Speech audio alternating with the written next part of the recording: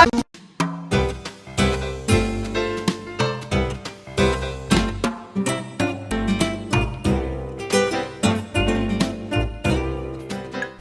everyone, this is your host for Latina role model Damaris Ramos, and today we have Betsie Cruz. Betsie Cruz. Before we get to Betsie, I want to say thank you to Uriel Red Olivo. He did my hair today. If you wanted to contact him, his number is 407-556-4278. Thanks a lot. So, back to you. We met a couple months ago. I did an on our expo. So you were so kind and you responded. Beautiful event. One of the things that I saw you doing, it was like you were giving part of your paintings to other people, and I saw other artists giving paints away. It was something beautiful, that you guys are doing. Artists have like a subculture. Yes, it's different. like our own group. So I started backwards, but let's go to the beginning. I would like people to know, who you are. I would like them to know your story. Okay, my name is Betsie Cruz. I came from Puerto Rico back in 2000. I was 20 years old. My first language is Spanish. So you when were I came Puerto here, Rico. I had to learn English. I was studying to be a nurse when I was in Puerto Rico, and when I came here, I had to study English first, and and I had to take an AA in Valencia before I could continue with the nursing. So let me ask you, when you were thinking about going to school for nursing, what was your motivation to do that? Well, my parents, in Puerto Rico, they were ministers, and they always helped the community, and that was something they, taught me to care for people and help the community, and I thought that was one way for me to help being a nurse. Where in Puerto Rico did you grow up? Barranquitas, Puerto Rico, but I was born in Ponce, Puerto Rico. So when you think about Puerto Rico, there's like someone who was a role model in your life, someone that you looked after, or someone who gave you, a great example besides probably your parents? Yeah. Well, my parents and my grandfather, my father's dad, he was very creative. He made his own house, and if he didn't have the tools to create something, he created his own tools. So that was something that I learned from him. He was very creative. He had a huge imagination, and so do I. So I always looked up to him. So now when you look at your life, you look back, the certain, skills and talents that you have are coming from him. Absolutely, yes. Is he still with us? No, he passed when I was 14 years old, but he was our neighbor, and I did spend a lot of time with him. Something that you miss about Puerto Rico? I miss, how warm Puerto Rico is, and our friends, here you kind of you work, you go to home, you go back home, the family, and you don't really have time to spend time with your friends. Puerto Rico is warmer, you see all the neighbors know each other, and you know what's going on in the community, but here you don't really have time, to know what's going on besides your job and. In Puerto Rico, a lot of people live in the same place for many years. Exactly, So, yeah. They know each other. So you were going to school to be a nurse, so you didn't have the opportunity to finish. Is that what you're saying? Yes, and I'm glad I did because I didn't have the chance because I realized that that's not what I wanted to do. So I did take healthcare administration. So do you feel at some point that you were trying to please someone in your life to do the nursing? No, what I wanted to do is do something to help, Okay. Growing up, since my father was, in church, we worked for church activities, there was one time when we went to an orphanage, and, my job was to be there and play with the kids and be there for a while. But I found out, like you heard the stories, why they're there, and it touches you. So that's something that stood with me. And you ask yourself, how can I help someone, And you think you need a lot of money. That's the only thing you can do to help people. But then you find, other ways to help people, not only physically, but, there are people struggling with depression and, so many things that, we go through life. And 2 years ago, I began painting. And I found out, like you said, you saw the artists sharing their art and hugging each other. It's because art is basically a therapy, so I love when I make a painting and someone has a big smile on their face. They can get a good feeling out of that painting. So eventually, my goal in the future would be to work with kids, that have been through something, and be an art teacher slash therapy for them.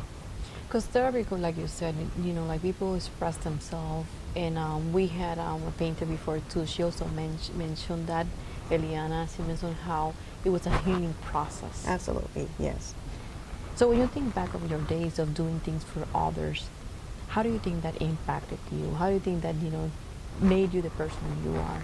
Well, when I was working at the doctor's office, I was there for 11 years, and you working in a curriculum, like this little space, and someone like me that has a huge imagination all the time, it's like putting you in a cage, So I began drawing while I was on the phone sometimes, and people say, oh, you should do that, you should draw, you should paint, and I began doing it just for the fun of it, and I saw people, it's like, oh my God, I love it, and they put it on their desk, and they say, I see it every morning, and I smile, So that meant a lot to me. You say, you know what, I should do it. So 2 years ago, yesterday, I saw yes, that you posted that's when I something began related. painting. Yes. So it's been an experience, and going in this art world, basically, I was a little scared because I didn't know how artists work. I didn't know how their attitude was. So the very first show that I went to, everyone was so kind and so warm, just like the expo you did. Everyone was trying to help each other, to set up, and I was amazed by their kindness. And basically, I see most of artists, they are there to bring a little happiness to the crazy world we live in. And like they have a story. Everyone has a story, but a lot of them I have found out is that it's something that it's a struggle, a big struggle, or something that they wanted to accomplish, like you say, to help others. Yes. I was, my first marriage failed. My ex-husband, he abused drugs, and I ended up having my son and raised my son on my own. And I did struggle and went through depression, but that's something that actually, it influenced, for me to, do something to, It was a way of you to release the stress. And I went to a doctor, and they say, oh, you were suffering from chronic depression, and they gave me all these pills, and I didn't want to do that. I said, there's got to be some other way for me to feel better and not use any medication. So when I began painting, I found out, it relaxes me and it makes me feel better, and I just feel so happy afterward. So that's why I think about, doing something with kids and therapy through art. So I think what you're saying, and I'm repeating your words, what I hear you're saying, it's like women out there who are struggling with different situations in life. In this case, was someone in your life who was having an addiction, and you were part of that. In a sense, it was affecting his lifestyle, was affecting your lifestyle, and then becoming a single mom. So women, well, the medicine will help them, but then in your case, you choose to not to, and then find something that it's not only bringing you happiness, it's bringing other people around you happiness. And so it does what I always wanted to do. They was bring happiness and some kind of relief to someone that's going through pain. And we have your paints here. We have the collection, the colorful collection of trees. What is your inspiration with that? That one, I just, my inspiration for that one was, in life we choose, we make decisions and we choose our way. And the title was, getting lost sometimes is part of the journey. I love that. So that's what that meant. Sometimes we get lost, and it doesn't matter the struggles, and it doesn't matter how hopeless the situation is. There's always a way out, and you have God in your heart, because that's what my parents always taught me, and you have that faith, and this will work out. We always have to have that positive attitude, and try to find out a positive way to continue. So basically, what you're saying also, it's like struggles in life will make you be stronger or will break you. It will break so you, yeah. You have to, like you say, you have to make a choice. Yeah, it's all so about like, the attitude. Like your paintings and the path that you have in the painting is basically telling you is your choice how you're gonna do. Like if you have lemons, what you're gonna do? Let's make a lemonade. Make lemonade. Absolutely. And I don't know. I think probably all the women who come here, they have made that choice, and that's why they have become role models. It's amazing. Yeah. That's why like it makes a difference in your life. So when you're painting, what is your inspiration? And I see sometimes people challenge you, and then you take on the challenge. You challenge yourself again and again to keep growing. Yes, I paint every day. I paint and I draw every day. I can't stop. I have to. I'll do it, and whenever I can do it, I get anxious. But usually it's events that are going on. Like I made a painting after Puerto Rico was hit with Maria, and after I saw all those images of destruction, I felt so sad, and that the only thing that I could express those feelings was on a canvas. And I don't know if you saw the lady with the flag. Mm-hmm. Mm-hmm. What other things have motivated you to continue your journey of being a painter? I have been in shows, where for example, I saw this husband looking for a painting. And I didn't know what he was doing. He was just looking around, but he was also looking that his wife wasn't looking at him. So he's looking for a present or something? Exactly. So he got this giraffe, and the giraffe had glasses on. It was goofy. So he bought it, but quietly. And he went to her, and he had the painting on his back, and he goes, "Look!" And she just smiled, and they hugged. And that's the biggest payment I can ever get. Because I was part of that moment.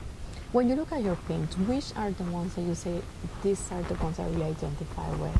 That this one represents me more, or for some reason I like this more, and you have a tendency to go to that or to certain colors? Yeah, definitely the ones with nature. The ocean, or whenever there's a forest. I love that because I think it's peaceful when you look at it.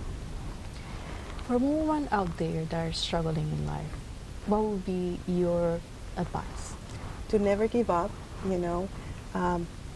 We make choices in our lives that are probably not the best, and it's like cause and effect, but we cannot give up. We always have to find a way to make it in life. There's always a way. To never give up and try to stay positive. You also have Facebook that people can follow you. What is your Facebook? It's Betsie Cruz or Betsie the Art. Betsie the Art, yeah. too. And if they wanted to contact you through the Facebook, they can go ahead. And we, like Betsie is very flexible. I had a group of my 12 ladies, and we were at my place, and we have kind of like painting with a twist. It was Betsie with a twist. So I saw one of her paintings that it was a face, and I had such an amazing time. So people who wanted to have like small parties and want to invite you, that you're available for those type of events too. Yes, absolutely. We had a great time and learning, and I wanted to say thank you for coming and being with us. Thank you for having me. It has been a pleasure. This has been Damaris Ramos for Latina Role Models, and Betsie Cruz. Thank you, and good night. Good night.